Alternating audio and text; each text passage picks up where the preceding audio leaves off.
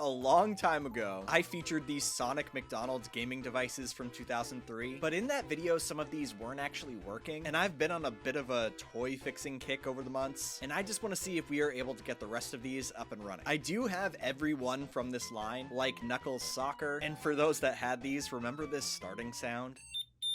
And then here's I Banana Catch, which is actually the only one here that isn't Sonic themed, which is why these games are actually generically branded as Sega gaming devices. And then this one is Sonic Speedway. And here are the ones that didn't work. And I wanted to start out with this one, Shadow Grinder, which I didn't know Shadow actually swayed that way. But the reason I wanted to tackle this one first is because I'm afraid it might be a lost cause, as I think I see some ink bleed at the bottom of this screen. But still, let's open it up, change out the batteries, and see if we can get this thing working. But once off, you could see a couple of our problems, the corrosion at the top, and like we guessed, a better look at some ink bleed. But I got the battery out of there and rubbed away all that corrosion with some rubbing alcohol, and it's actually so crazy to see the background of this LCD screen, just like a skinny piece of cardboard, though it gets the job done. Threw in a new battery, and will it work? Well, kinda. It's turning on and is functional now, but it's a little unplayable because that ink bleed must have been for Shadow, who is supposed to be around this area of the screen. Now you just see the rails that he's supposed to grind on, but it's a little hard to know when to jump because he's just